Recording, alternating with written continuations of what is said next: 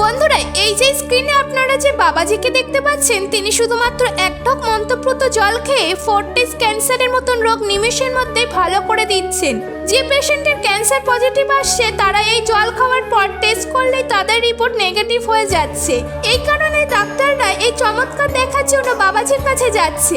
এমনকি একটি শিশুকেও যেখানে সমস্ত ডাক্তাররা হাল ছেড়ে দিয়েছিল, তাকে এক ঢোক জল খাওয়ানোর পরে সে সাথে সাথে তাকে উঠেছে, আর কিছুদিন পর সে সম্পূর্ণ সুস্থ হয়ে উঠেছে, যেটা দেখে ডাক্তাররা অবাক হয়েছেন। এই কারণে বাবাজির কাছে রোজ প্রচুর ক্রিটিক্যাল পেশেন্টরা যান। এটি উত্তরপ্রদেশের বারালিতে অবস্থিত মানানা ধাম, যেখানে খাটু স্বামীজির পুজো করা হয়। ওখানেই থাকেন খাটু স্বামীজির বড় ভক্ত মহান শ্রী উপেন্দ্র মহারাজ। এই মহারাজ কারোর কাছ থেকে 10 টাকাও খরচ করেন না, এমনকি ওনার দরবারে আসে ভক্তদের জন্য গাড়ি পার্কিংও ফ্রি।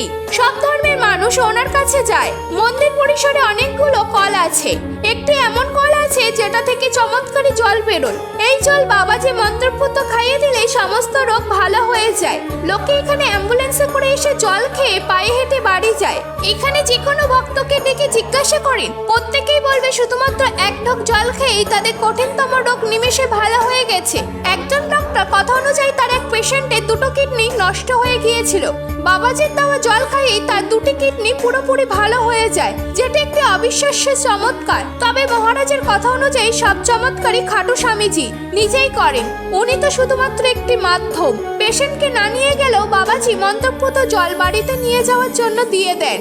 যেহেতু মহারাজ কোনো টাকা পয়সা ছাড়াই দিনরাত ভক্তদের সেবা করে চলেছেন, তাই কারোর বাড়িতে কোনো ক্রিটিক্যাল মেডিকেল কন্ডিশনের পেশেন্ট থাকে, তাহলে একবার এই মানানা ধাম থেকে ঘুরে আসতে পারেন। হতে পারে এই চমৎকারী জল আপনাদের উপকারে লেগে যাবে।